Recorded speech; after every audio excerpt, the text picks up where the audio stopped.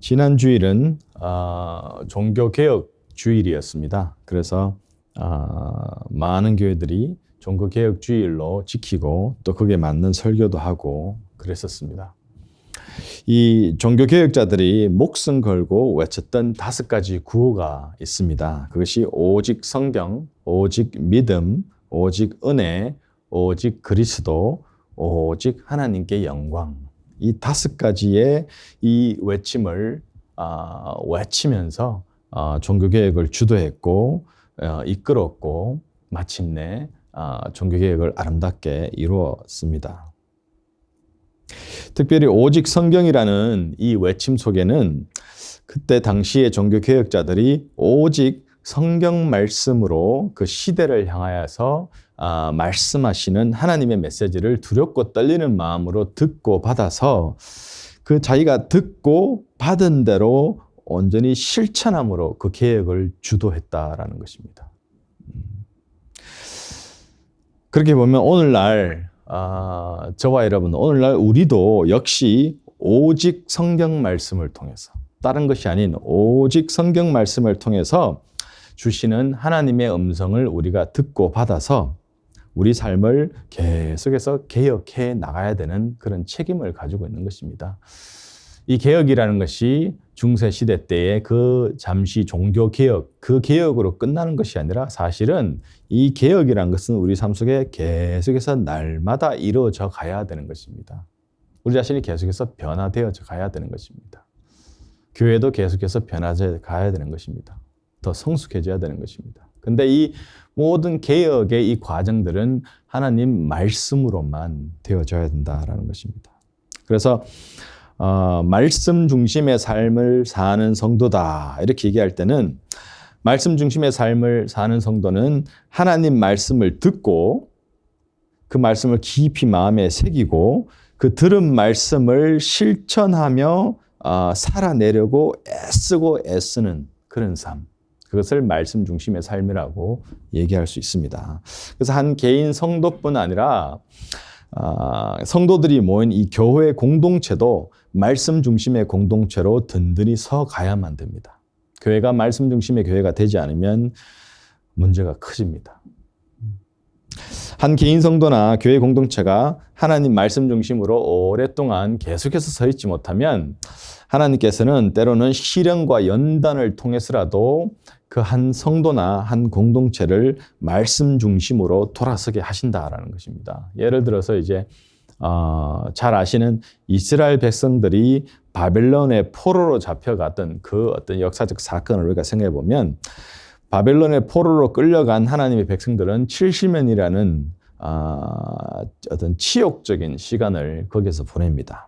근데 70년간의 그 포로 생활을 하면서 정말 힘들고 치욕적이지만 하나님은 그 시간을 허락하셔서 그 시간을 사용하셔서 이 이스라엘 백성들을 말씀 중심의 공동체로 다시 거듭나게 하신다는 것이죠. 그렇게 말씀 중심의 공동체로 거듭난 이스라엘 백성들이 이제 70년 후에 이스라엘 본국으로 귀환하게 되고 귀환한 이후에 이제 에스라 그리고 느헤미야 같은 어떤 지도자들로 말미암아 그들의 지도력으로 말씀 중심의 공동체로 온전히 회복되는 사건들을 우리가 에스라서나 느헤미야서 말씀 보면 알게 되죠.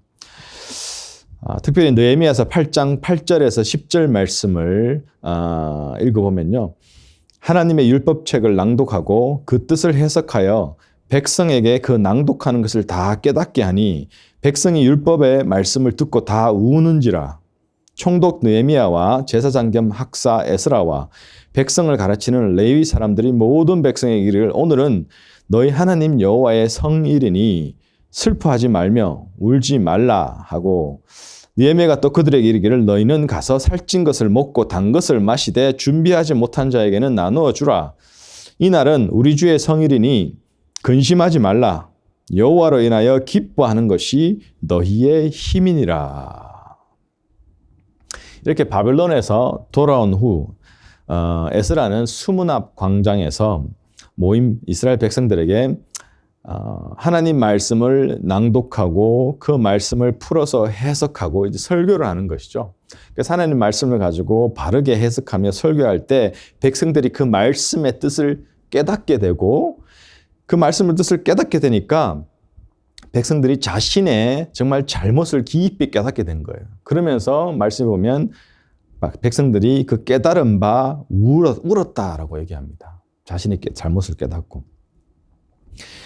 즉 이 사건을 보면 하나님의 말씀이 무뎌지고 무감각해진 그 심령을 일깨우시고 다시 세워주시는, 정신이 번쩍 들게 해주시는, 깨닫게 해주시는 어떤 그런 역사, 사건을 우리가 볼 수 있죠. 그렇기 때문에 사실은 저와 여러분도 오늘 사는 우리들도 주기적으로 우리의 무뎌진 심령이 하나님 말씀으로 일깨워져야 된다라는 것입니다. 그래서 우리가 더 시시때때로 예배하고 말씀을 가까워하고 또 부흥회도 하고 수련회도 하고 이러면서 계속해서 우리 심령을 자꾸 세상에 6일 동안 일하고 살다 보면 금세 우리 심령이 무뎌지고 무감각해지고 강팍해지고 마음이 다치기도 하고 막 상처받고 여러 부분에서 찢기고 있는 그런 어떤 심령들. 그래서 하나님 말씀에 굉장히 무뎌져 있는 그 심령을 자꾸 말씀으로 소생시켜 줘야 된다라는 것입니다. 우리가 기억하고 힘써야 할 것이 바로 이것입니다. 우리 제아들 교회가 말씀 중심의 공동체로 든든히 서 가야 됩니다. 교회 성도들이 말씀 중심의 사역과 삶을 살아가야 됩니다. 이것이 우리의 중점이 돼야 되고 우리의 기도가 돼야 되고 우리의 노력이 돼야 되는 것입니다. 그래서 오늘 말씀을 통해서 신명기 본문 말씀을 통해서 말씀 중심의 삶이 어떠한 삶인지, 그래서 오늘 본문 말씀에서는 그것을 무엇이라는지 우리가 살펴보고 저와 여러분 다시 한번 말씀 중심의 삶으로 거듭나는 그런 귀한 축복이 있기를 간절히 축원합니다. 첫째로 말씀 중심의 삶은 듣고 배운 하나님 말씀을 마음에 새기고 사는 삶입니다. 내가 듣고 배운 하나님 말씀을 마음에 새기고 살아가는 삶이다. 오늘 본문 8절 말씀에 보면요. 너는 이 율법의 모든 말씀을 그 돌들 위에 분명하고 정확하게 기록할지니라 이렇게 나옵니다. 이제 400년 넘게 애굽 땅에서 노예살이 하다가 드디어 출애굽하여서 약속의 땅, 즉 가나안 땅으로 나아가던 중에 하나님께서 이스라엘 백성들에게 주신 말씀을 돌판에 새겨서 열심히 순종하며 실천할 것을 요구하십니다. 오늘날 치면 성경책을 이렇게 만들어가지고 각자에게 이렇게 막 나눠주면서 그 성경책 쓰인 말씀대로 실천하고 살아라라고 명령하시는 것과 같다라는 거죠. 그러나 아시는 것처럼 이스라엘 백성들은 그 돌판에 새겨진 말씀을 무시하고 지키지 않았습니다. 이 돌판에 새겨진 말씀이 무엇입니까, 여러분? 바로 모세가 시내산에서 받은 십계명이죠. 십계명. 하나님을 사랑하여서 하나님을 사랑하기 때문에 그 계명들을 지키라라고 명령하셨지만 이스라엘 백성들은 그 말씀을 그냥 버렸어요. 오히려 거추장스러웠습니다. 자기들이 원하는 대로 살아가기에 너무나도 걸림돌이 되었어요. 하나님 말씀이. 그래서 그 말씀을 지키지 않았습니다. 오히려 그 말씀을 거슬려서 하나님의 노를 바라는 그런 악행들을 저질렀죠. 그래서 에레미야 31장의 말씀에 보면 하나님께서 이제 새로운 언약을 주시는 장면이 나옵니다. 그 새로운 언약은 예수 그리스도를 통해서 다시 한번 체결해 주시는 언약인데 하나님 말씀을 이제는 하나님 백성들의 마음에 두고 생각에 기록한다라고 이제 이제 돌판이 아니라 그 마음에 두고 생각에 기록한다라고 하십니다. 에레미야 31장 31절 말씀. 여호와의 말씀이니라. 보라, 날이 이르니리 내가 이스라엘 집과 유다 집에 새 언약을 맺으리라. 32, 33절 계속 보면요. 이 언약은 내가 그들의 조상들의 손을 잡고 애굽 땅에서 인도하여 내던 날에 맺은 것과 같지 아니할 것은 내가 그들이 남편이 되었어도 그들이 내 언약을 깨트렸음이라. 여호와의 말씀이니라. 그러나 그날 후에 내가 이스라엘 집과 맺은 언약은 이러하니 곧 내가 나의 법을 그들의 속에 두며 그들의 마음에 기록하여 나는 그들의 하나님이 되고 그들은 내 백성이 될 것이라. 여호와의 말씀이니라. 새 언약을 통해 하나님께서는 이제 돌판이 아닌 마음판에, 마음에 기록한다고 말씀하고 계십니다. 그래서 마음에 하나님의 말씀을 기록함으로 말미암아서 이제는 하나님이 그들의 하나님이 되고 또 그들은 하나님이 백성이 되는 어떤 새로운 관계를 형성하게 하신다라고 말씀하고 있습니다. 여러분, 돌판에 새겨진 말씀은 던져버릴 수 있어요. 즉 성경책은 이게 프린트되어 있는 이 성경책은 어디 던져놓고 어디에 있는지도 모르고 전혀 읽지 않고 뭐 읽을 글을 어떤 생각도 못하고 그냥 살아갈 수가 있습니다. 요즘에 뭐 돌판이든 뭐 책이든 더 나아가서 편리한 시대 이젠 전화기 안에 성경책이 다 있지 않습니까? 그러나 그렇게 새겨진 말씀이 있어도 무시하고 별로 읽지 않고 그 말씀과 상관없는 삶을 충분히 살아갈 수 있습니다. 많은 사람들이 그렇게 살고 있습니다. 그러나 마음과 생각 속에 새겨진 말씀은 무시할 수가 없다라는 것입니다. 자꾸 생각나게 하시고 생각으로 말로 자꾸 되새기게 하신다는 것입니다. 이것이 마음에 새겨지는 이유죠. 여러분, 성경책에 새겨진 말씀은 잉크로 쓰여졌어요. 그러나 마음에 새겨진 말씀은 영으로, 하나님의 영으로 쓰여졌습니다. 성령님을 한 사람이 예수 그리스도를 구주로 영접하여 이제는 예수님을 정말로 만나 구세주로 영접했을 때에 성령님을 사람의 마음에 부으셔서 하나님 말씀을 이제 마음에 새긴다. 그거 새긴 것이라고 말씀합니다. 그래서 예수님을 믿지 않는 사람들에게는 그 마음속에 하나님 말씀이 거하지 않습니다. 그러나 예수 믿는 사람들 속에는 하나님 말씀이 거합니다. 시내산에서 돌판에 말씀을 새겨 주셨듯이 예수님을 믿으면 마음판에 하나님께서 직접 이제 하나님 말씀을 새기신다라고 말씀하고 계시는 거죠. 마음판에 말씀을 새기신 이유는 자꾸 생각나고 자꾸 떠오르게 하시기 위해서라고 말씀을 드렸습니다. 우리가 자꾸 떠올라야지 행동으로 옮기거든요. 여기 네이티브 인디언 속담 중에 이런 말이 있어요. 같은 말을 10,000번 반복하면 그 말이 그 사람의 삶이 되고 행동이 된다. 이런 속담이 있습니다. 그래서 내가 계속해서 반복적으로 자꾸 내뱉는 말이 내 행동과 삶이 된다는 건데 참 맞는 말이죠. 사실은. 내 마음속에 뭐 원망, 불평, 불만, 어떤 죄된 생각들만 가득하다면 나는 말로 그렇게 내뱉을 수밖에 없고 내 마음속에 하나님 말씀으로 새겨져 있고 가득하다면 나는 하나님 말씀을 되새기게 되고 말로 하게 되고 생각하게 되고 그러면서 그것이 나의 행동이 된다라는 것입니다. 베드로서 1장 12절에서 12절, 13절, 15절 말씀에 보면 그러므로 너희가 이것을 알고 이미 있는 진리에 서 있으나 내가 항상 너희에게 생각나게 하려 하노라. 이 장막이 있을 동안에 너희를 일깨워 생각나게 함이 옳은 줄로 여기노니 내가 힘써 너희로 하여금 내가 떠난 후에라도 어느 때나 이런 것을 생각나게 하려 하노라. 이렇게 말씀이 있습니다.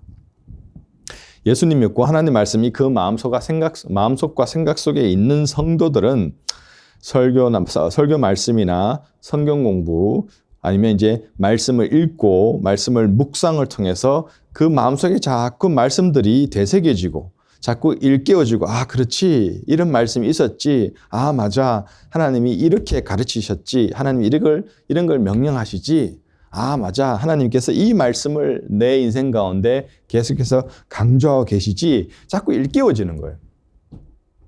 자꾸 생각나는 거예요. 이 이유 때문에 우리가 말씀을 듣고 배우고 읽고 묵상하는 거죠.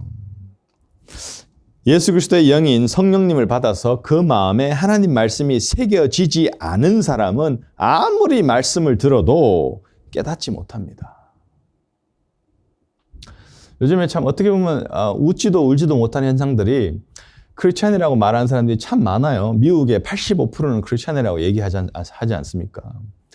그리고 한국 분들도 물어보면 교회 다닌다, 예수 믿는다 하는 사람이 참 많습니다. 근데 되게 웃긴 거는 주일날 교회 안 나가는 분들이 굉장히 많아요.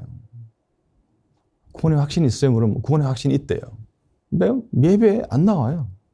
뭐 예배 별로 신경 안 씁니다. 말씀 별로 신경 안 써요. 근데도 구원의 확신이 있대요. 저는 이해가 참 안 가요. 그런데 이런 종류의 사람들이 너무 많다라는 것입니다. 그러나 말씀은 분명히 얘기합니다. 예수 그리스도의 영, 성령님을 그 마음에 모시고 이제는 예수를 통해서 하나님의 자녀된 사람은 그 안에 말씀이 이제 새겨지고 하기 때문에 하나님 말씀을 들을 때 깨닫게 되고 그래서 그 말씀을 사모하게 되고 그래서 그 말씀을 듣게 되고 그래서 예배 중심의 삶을 살게 되고 예배를 통해서 하나님을 찬양하게 되고 내가 하나님을 떠나버린 내가 살 것 다 할 것 다 하고 싶은 거 다 하면서 예수 믿는다, 구원받다 그런 말들을 할 수가 없습니다. 내 삶이 하나님 중심, 말씀 중심, 예배 중심의 삶을 살기 위해 노력하며 그 삶을 실천하며 살아갈 수밖에 없다는 것입니다. 예수 믿고 내가 구원의 확신이 있다고 하면서 가뭄에 콩나듯이 띄엄띄엄 교회에 나오고 예배 나오는 것은 앞뒤가 너무 안 맞는 말입니다. 그런데 85%가 크리스찬이라고 말하는 이 땅에서, 미국 땅에서 하나님을 계속해서 꾸준히 예배하며 그 말씀을 쫓아 살려고 노력하는 사람들은 굉장히 숫자가 적습니다. 왜 말씀을 들어도 깨닫지 못하고 왜 말씀 가지고 갈등하지 못하고 왜 말씀을 순종하며 실천하고 살려고 이렇게 갈등하는 삶이 없을까? 그럼 간단하죠, 답은. 그 속에, 그 생각 속에, 그 마음 속에 하나님의 진리 되시는 그 하나님 말씀이 없기 때문이에요. 하나님 말씀이 새겨지지 않았기 때문입니다. 그러니까 들을 수 있는 귀가 없는 거죠. 하나님 말씀을 들어도 깨닫지 못합니다. 그러나 하나님의 영을 받은, 즉 예수 그리스도의 영을 받은 사람은 말씀을 들을 때 부끄러워 겉으로는 아멘 못하지만 속으로는 아멘하게 됩니다. 동의하게 됩니다. 말씀이 일깨워집니다. 자기 속에서. 때로는 그 말씀 듣는 말씀 때문에 내 마음이 아프고 괴롭기도 합니다. 왜? 내 안에 내 마음속에 하나님 말씀이 있기 때문에 새겨져 있기 때문에 깨닫기 때문에 때로는 아프기도 하고 때로는 눈물도 나기도 하고 때로는 힘을 얻기도 하고 때로는 새로 다짐하게 되고 그런 과정 속에서 내가 조금씩 계속해서 변해가는 개혁되어져 가는 것이죠. 그래서 이렇게 새 언약이 마음판에 새겨진 이후에는 삶이 변화가게 돼 있다라는 것입니다. 더딘 것 같지만 계속해서 변화되어지는 삶을 산다라는 것입니다. 그래서 말씀 중심의 삶을 사는 사람은 하나님 말씀이 그 마음에 새겨져 있는 사람이라고 말씀합니다. 둘째로 말씀 중심의 삶은 듣고 배운 하나님 말씀대로 세상에서 실천적인 삶을 사는 그런 삶이라는 것입니다. 들은 데서 끝나지 않는다라는 것이죠. 오늘 본문 10절 말씀 보면 그런즉 내 하나님 여호와의 말씀을 청종하여 내가 오늘 내게 명령하는 그 명령과 규례를 행할지리나 라고 오늘 본문 마지막 절이 말씀하고 있습니다. 하나님 말씀을 얼마나 간절히 사모하며 받습니까? 하나님 말씀을 얼마나 충실하게 따르면서 살고 있습니까? 이런 질문을 받으면 여러분은 어떻게 대답하시겠습니까? 다른 대답들이 나오겠죠, 사람마다. 근데 대부분 다 이 중에 하나가 속할 텐데요. 어떤 사람은 하나님 말씀이 제 삶을 제 삶 가운데 역사하시고 하나님 말씀이 제 삶을 이끌어 가심을 저는 압니다. 이렇게 고백한 사람이 있고 어떤 사람은 하나님 말씀이 솔직히 제 삶에서 아무런 역할을 하지 못해요. 저 주중에 살 때 하나님 말씀으로 괴로워하거나 하나님 말씀 순종하려고 하거나 하나님 말씀을 떠올려서 그 말씀대로 살아보려고 행동해 보려고 그런 별 고민 그런 거 없어요. 저 주중의 삶 속에는 하나님 말씀과 별 상관이 없는 것 같아요. 이렇게 하는 사람이 있고 대부분의 크리스찬들이 이렇게 대답한답니다. 글쎄요, 잘 모르겠는데요. 평소에 이런 거 생각해 보지 않았는데요. 이렇게 대부분의 크리스찬들이 이렇게 대답을 한답니다. 슬프게도. 왜 이렇게 참 대부분의 크리스찬들이 평소에 어떤 이 말씀을 사모하고 말씀을 실천하며 살려는 삶을 생각해 보지도 않고 살아갈까? 성경의 가르침과 우리가 살아가는 이 세상은 전혀 다르게 작동되기 때문이에요. 성경의 가르침과 세상이 돌아가는 방식은 서로 너무나도 상충되기 때문에 그 사이에서 우리가 말씀대로만 살아가면 세상과 부닥치고 세상 안에서만 살아가면 말씀과 부닥치고 그런 어떤 상황 속에서 사람들이 하나님의 말씀도 듣고 하나님도 알고 있지만 많은 사람들은 여전히 그냥 세상 속에서 세상에 돌아가는 방법을 쫓아 살아가다 하나님 말씀을 별로 그렇게 삶 속에서 새기고 실천하기에 노력하며 그 말씀과 부딪힘 속에서 때로는 괴롭게 어떤 자기를 돌아보고 깨우치고 그런 삶이 굉장히 약하다라는 것이죠. 그래서 대다수 기독교인들은 말씀과 삶이 이원론적으로 분리된 상태로 살아간다라고 합니다. 이렇게 살아도 겉으로 보면 큰 문제가 안 돼요. 예배 열심히 나오고 헌금 생활 잘하고 또 사역도 하고 남도 섬기고 뭐 세상에 죄 짓지 아니하고 착하게 살려고 노력하며 그러니까 뭐 그냥 본인은 크게 문제가 없이 괜찮은 것 같게 느껴진다는 것입니다. 그러나 하나님의 말씀과 내 실제 삶이 분리된 이원론적인 삶을 살아가면 영적으로는 아주 큰 위기입니다. 왜 그러냐면 내가 크리스찬이라고 스스로 믿고 고백하고 있지만 내 삶의 내용을 보면 내가 크리스찬의 삶을 살지 않는 모습이 있거든요. 내 삶의 모습을 봤을 때 내가 크리스찬으로서 합당한 삶을 살지 않다라고 내가 느끼게 되고 보이게 되면 정체성의 혼란이 옵니다. 왜? 당신 누구세요? 저 크리스찬입니다. I'm the child of God. 이게 우리의 정체성이잖아요. 난 하나님의 자녀입니다. 크리스찬입니다. 이게 우리의 정체성인데 우리의 정체성에 맞는 실제 삶의 내용이 없으면 혼란이 오게 되죠. 이것을 영적인 혼란이라고 합니다. 그래서 영적인 위기가 다가옵니다. 그렇기 때문에 하나님 말씀이 선포되어지고 가르쳐질 때 그 하나님 말씀을 마음에 새겨서 그 성도들은 내가 마음에 새기고 들은 걸로 끝난 게 아니라 내가 자꾸 생각나게 하는 그런 어떤 삶을 통해서 실천하는 데에 초집중해야 된다는 것입니다. 내 삶의 현장에서 내 한계에 부닥치는 상황, 내 연약함이 드러나는 상황, 여러 가지에서 도전이 되는 상황, 내 삶의 걸음걸음 그 형편 속에서 어떻게 하면 지금 이 상황, 이 현실에서 하나님 말씀대로 내가 생각할 수 있을까? 하나님 말씀대로 말할 수 있을까? 하나님 말씀대로 내가 행동하고 반응할 수 있을까? 이거를 늘 염두에 두고 그거를 아예 그냥 계속 머릿속에 가지고 있으면서 내가 매 순간마다 생각하고 말하고 실천하는 노력이 있어야 돼. 이것이 마음에 새긴 말씀을 열심히 실천하기에 애쓰는 삶의 모양입니다. 이렇게 하나님 말씀을 마음에 새기고 그 말씀을 실천하며 살아가는 삶은 다른 말로 하자면 좌나 우로 한쪽으로 이렇게 치우치지 않는 삶을 말합니다. 마태복음 5장 37절 말씀 보면 예수님께서 이런 말씀하셨어요. 오직 너희 말은 옳다 옳다 아니라 아니라 하라. 이에서 지나는 것은 악으로 쫓아 나느니라. 이게 무슨 말입니까? 하나님 말씀 안에서 하나님 말씀을 기준으로 딱 해서 내가 하나님 말씀이 옳다 하는 것은 무슨 일이 있어도 이건 옳은 것.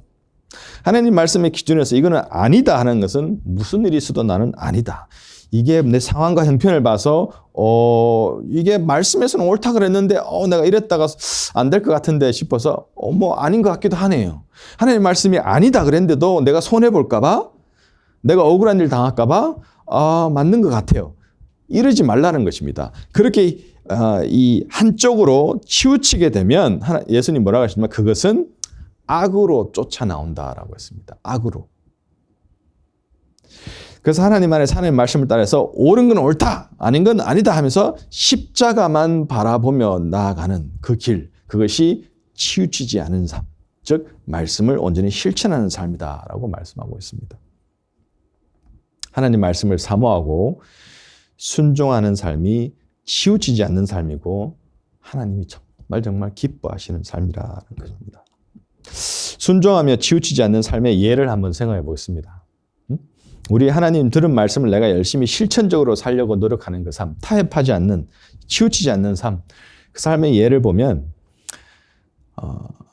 하나님이 우리의 순종의 삶을 정말 기뻐하시기 때문에 하나님께서 가장 기뻐하시는 삶은 예수 그리스도를 우리에게 주신 것입니다. 그것도 막 공중에서 막 어마어마한 막 그냥 어떤 그런 위험 있는 그런 왕으로 확 내려오면서 하나님의 아들 예수 그리스도가 오신 게 아니라 너무 초라하고 겸손하게 우리에게 내어주시며 우리를 위해서 십자가에 죽게끔 내어주신 그것이 하나님에게는 가장 큰 기쁨이다 그랬습니다. 죄인된 인간을 구원하시기 위해서 우리를 정말 자기가 없는 우리를 정말 사랑하심으로 말미암아 독생자를 내어주심이 하나님께 가장 큰 기쁨이라는 거죠. 그래서 우리를 위한 하나님의 희생이 하나님의 정말 큰 기쁨이라 그러면 우리도 희생의 기쁨이 있어야 한다라는 것입니다. 말씀을 실천하는 삶 속에서 많은 사람들이 굉장히 골라먹기식으로 실천, 그래서 어떤 부분들은 내 삶 가운데 실천의 덕목에 들어있지도 않는 그런 내용들이 있다는 것입니다. 그 중에 하나가 희생이라는 것입니다. 내가 왜 손해보며 억울한 일 당하면서 내 스스로 희생하면서까지 다른 사람들을 섬기냐고. No. 그건 아예 그냥 본인의 삶 속에 들어있지도 않는 사람들이 있다는 것입니다. 그런데 하나님이 가장 기뻐하시는 말씀의 실천은 제가 볼 때는 희생적인 삶이에요. 왜? 아들을 내어주심이, 아들을 희생하심이 가장 큰 기쁨이라고 말씀하시기 때문입니다. 그래서 우리는 희생하고자 하는 삶을 살아야 돼요. 희생하고자 하는 삶, 희생하는 삶이 우리 모두에게 하나님 부르신 우리의 부르심의 굉장히 큰 부분이라는 것을 기억해야 한다는 것입니다. 희생하는 삶을 통해서 희생의 실천을 통해서 예수님의 고난에 참여하고 예수님의 기쁨에 참여하고 예수님의 능력을 맛보고 하나님의 기쁨을 경험하고 하나님의 도우심을 경험하고 온전히 십자가의 길을 쫓아가고 나를 부인하게 되고 내가 변하고 내가 성장하게 되고 이 땅에서 천국을 맛보게 되고 희생하기 위해 우리가 노력함으로 말미암아 우리가 경험하고 얻는 것이 너무나도 많다라는 것입니다. 그런 삶을 살아갈 때, 그런 삶을 실천하며 살아갈 때 하나님께서는 우리에게 받을 수 있는 가장 큰 기쁨을 받으신다는 것입니다. 그래서 우리는 희생적인 섬김의 삶을 살아야 됩니다. 예수 이름으로 희생적인 섬김을 살다가 번아웃 때도 괜찮습니다. 하나님께서 회복시켜 주십니다. 더 큰 힘을 주십니다. 더 큰 깨달음을 주십니다. 예수님은 극도의 희생, 죽음까지도 담당하는 그런 희생으로 우리를 섬기고 그걸로 말미암아 하나님의 가장 큰 기쁨이 되셨습니다. 예수 그리스도의 그 희생으로 말미암아 하나님의 구속 그 사역의 뜻과 계획이 100% 완벽하게 실현되었습니다. 그렇기 때문에 하나님께서 우리에게 말씀하시는 그 섬김은 딴 것이 아니라 주어라, 다 주어라, 내어 주어라, 너 자신을 주어라. 그 희생이라는 것입니다. 내 가진 것 주기 이전에 내 자신을 먼저 내어주는 그 실천적인 삶을 얘기하고 있습니다. 아무 대가도 바르지 않으시고 예수님께서는 십자가에서 우리를 위해서 자신을 내어준 것처럼 우리도 대가를 바라지 아니하고 마치 빚진 자처럼 다른 사람들에게 나를 내어주며 어떤 희생적인 섬김을 하는 삶, 그 실천하는 삶이 정말 말씀을 너무나도 아름답게 하나님 정말 가장 기뻐하시게 실천하는 삶이 된다라는 것입니다. 야고보서 1장 22절 말씀 보면 너희는 말씀을 행하는 자가 되고 듣기만 하여 자신을 속이는 자가 되지 말라라고 말씀합니다. 이 야고보서 1장 22절 말씀 보면 분명히 말씀하는 것은 말씀을 행하는 자와 말씀을 듣기만 하고 행하지 않는 자를 딱 구분지어 놓습니다. 그래서 하나님 말씀을 듣는 것 자체에만 머무는 사람, 들어서 아, 좋다. 아, 그렇네. 아, 맞아. 아, 저렇게 살아야지. 아, 말씀 듣고 보니까 내 삶이 좀 그렇구나. 이런 걸 바꿔야 되는구나. 이런 결단을 해야 되는구나. 뭐 이런 깨달음까지도 다 있는데도 불구하고 거기에서 끝. 듣고 그 듣는 것으로만, 깨달은 것으로만 머물러 버리면 하나님의 말씀과 아무 상관없는 사람이란 뜻입니다. 얼마나 이런 사람들이 말씀 많이 듣습니까? 뭐 인터넷 들어가면 유명한 목사님, 유명한 설교 뭐 수십만, 수백만 사람들이 듣고 보고 이런 걸 볼 수 있죠. 그 말씀들을 그렇게 많은 사람들이 많은 횟수를 들었으면 얼마나 많은 사람들이 정말 변해야 될까요? 근데도 불구하고 안 그렇습니다. 왜? 듣는 데서 끝나버리니까. 듣고 그저 위로받았다, 은혜 받았다, 너무 좋다. 거기서 끝나버리기 때문입니다. 그런 사람들에게는 하나님의 말씀은 일종의 종교적인 지식이고 교양입니다. 수많은 사람들이 하나님 말씀을 단순한 종교적인 지식으로, 단순한 종교적인 교양으로 봤습니다. 왜? 종교적인 지식과 교양도 자기 삶에 유익이 있거든요. 종교적인 지식과 교양도 내 자신의 어떤 흥미를 굉장히 유발합니다. 나를 익사이팅하게 하고, 내 기분을 막 좋게 하기도 하고, 내 삶에 영향력도 주는 것 같고, 그러나 그건 자기를 위한 종교적인 교양 생활입니다. 그래서 습관적으로만, 의무적으로만 예배에 참석하는 것은 말씀을 그냥 듣고 끝나는 것이지 말씀의 내용을 삶 가운데 실천하기 위해서 노력하는 삶은 아닙니다. 삶 가운데 내 삶을, 말씀을 실천하기 위해서 열심히 노력하던 사람은 예배를 습관적으로, 형식적으로, 의무적으로 오지 않습니다. 이렇게 말씀을 열심히 배우고 예배에 열심히 참여하면서도 거기에 상응하는 삶을 살지 못하면 그런 삶을 살아간 사람들이 모인 교회는 세상을 변화시킬 능력도 없고 그럴 생각도 없습니다. 그럴 필요를 못 느낍니다. 그런 사람들이 모인 교회는 오직 모든 관심은 자기 자신들과 자기들을 위한 교회에만 관심이 있다라는 것입니다. 마태복음 7장 21절 말씀에 보면 나더러 주여 주여 하는 자마다 천국에 들어갈 것이 아니요 다만 하늘에 계신 내 아버지의 뜻대로 행하는 자라야 들어가리라 하면서 이 말씀에 보면 예수님께서는 하나님의 뜻을, 하나님의 말씀을 단지 듣기만 하는 게 아니라 행하는 것이 필수적이다라는 것을 굉장히 강하게 강조하고 계십니다. 곧바로 이어서 이 말씀 이후로 예수님께서 26절, 27절에 이렇게 말씀하시죠.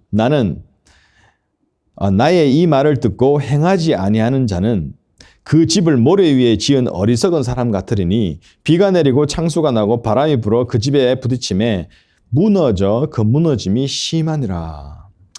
또 많은 사람들의 중심을 정확하게 뚫어본 말씀이죠. 말씀을 듣기만 하고 행하지 않으면, 실천하지 않으면 그 사람의 삶은 평소에는 그럭저럭 유지가 됩니다. 뭐 내가 열심히 하니까.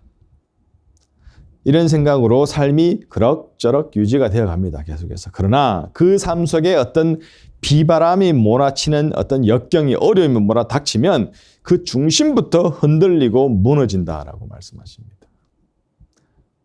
그래서 말씀을 실천하기 위해 몸부림치고 노력하지 않는 그런 삶은 내 삶에 역경이 오면 중심부터 다 무너진다라는 것이죠.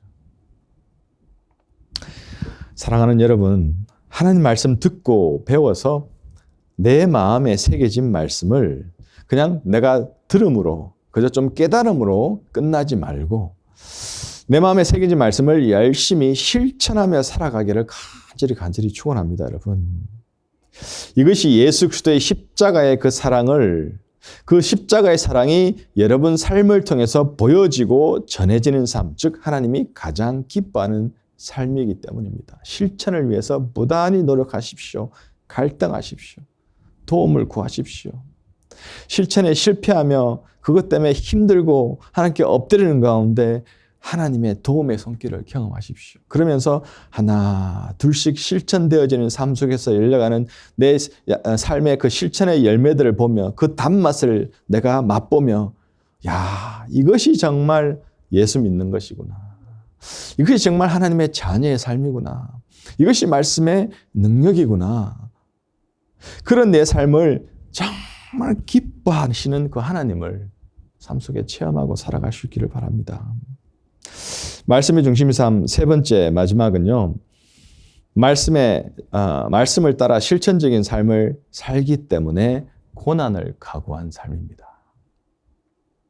사람들이 말씀의 실천을 거부하거나 부담스러워하거나 피하거나 하는 이유가 사실은 그 말씀을 실천하려고 살면 부닥치는 게 많습니다.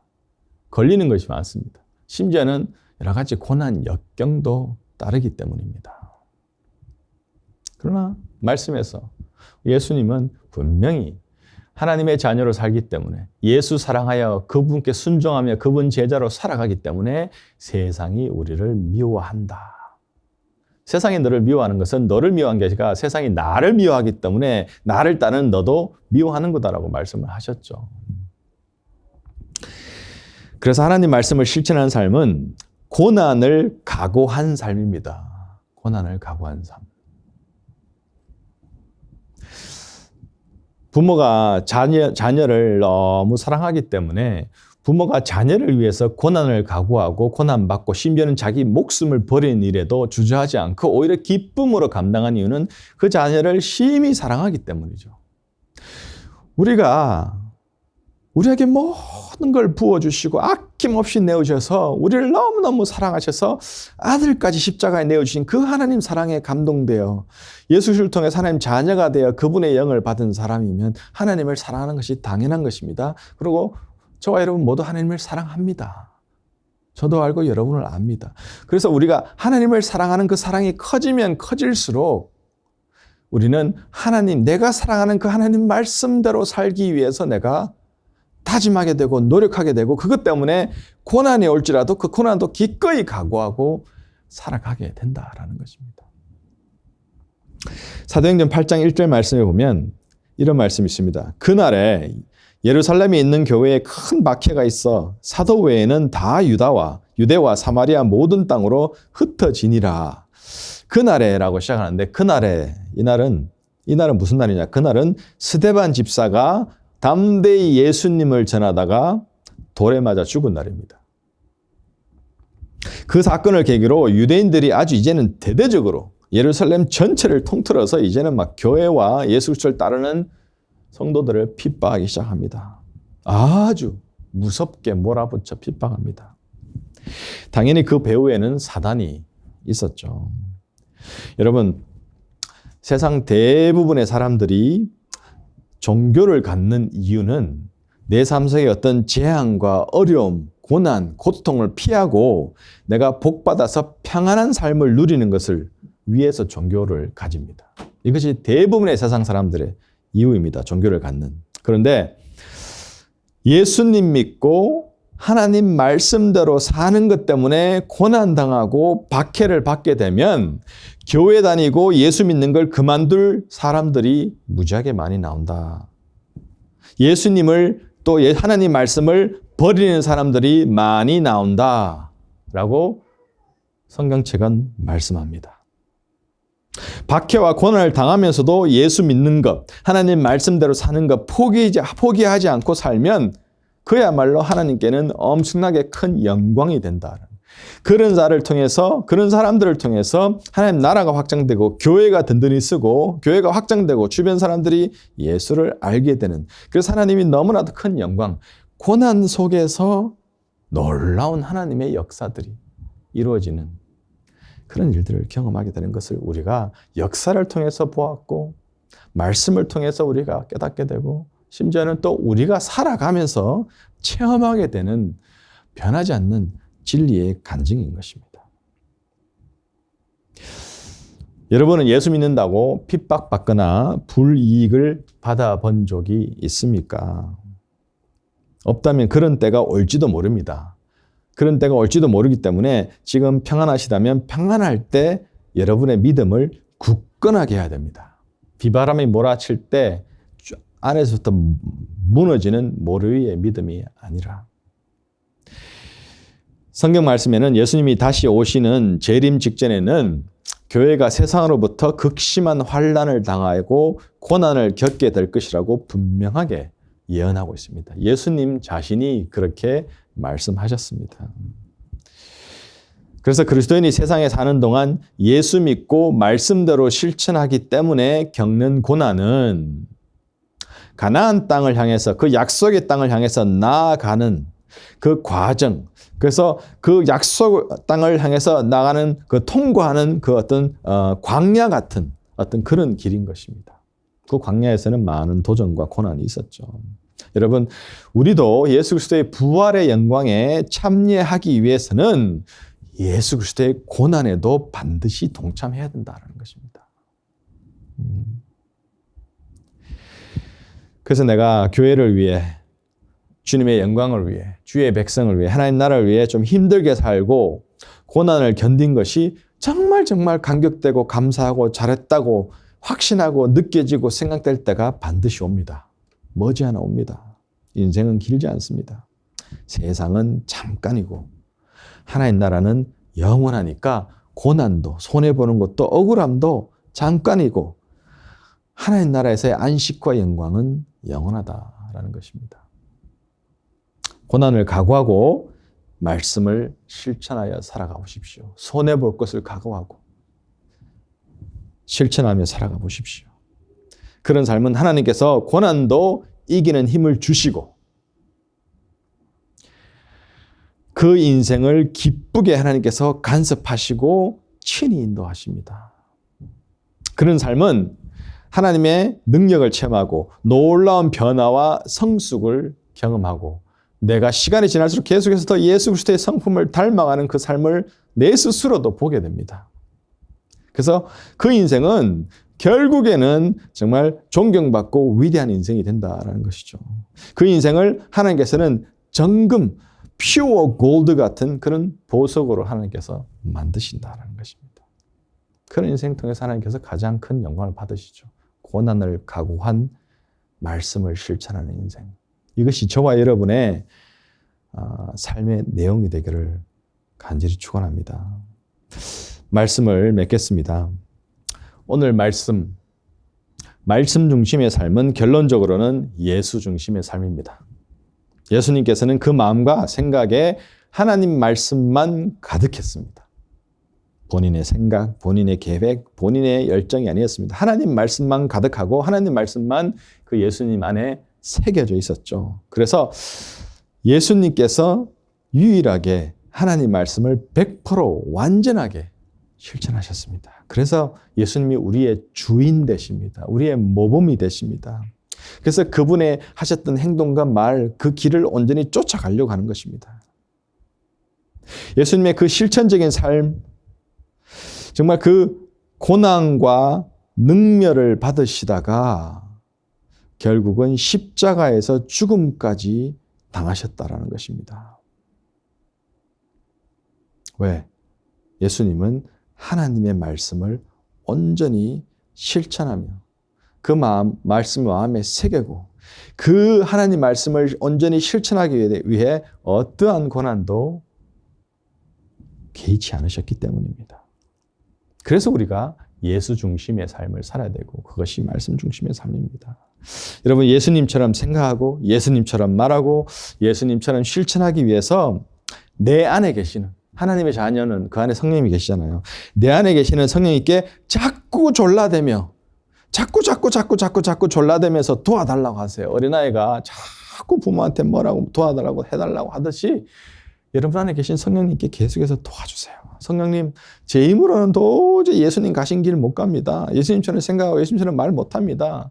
제 힘으로는 말씀 중심에, 즉 말씀을 실질적인 삶, 말씀 때문에 고난받는 삶, 제 힘으로는 못합니다. 하나님, 성령님 도와주세요. 오늘도 제 삶을 그렇게 이끌어주세요. 성령님 제 안에 충만하셔서 저를 온전히 주장하셔서 저를 예수 그리스도처럼 그렇게 말씀에 충만하고 말씀에 온전히 새겨서 정말 그 말씀을 실천하며 그 실천적인 말씀을 위해서 고난도 기쁘게 여기고 각오한 삶 오늘도 하나님 살아가도록 비겁하지 않도록 저 도와주세요. 그렇게 계속해서 아뢰시고 요구하십시오. 예수의 영이 저와 여러분을 충만하게 인도하실 때 우리는 말씀 중심의 삶과 능력을 체험하게 되고 진정한 하나님 자녀의 삶을 살아가게 된다라는 것입니다. 이러한 삶이 여러분에게 늘 함께 하시기를 간절히 축복합니다.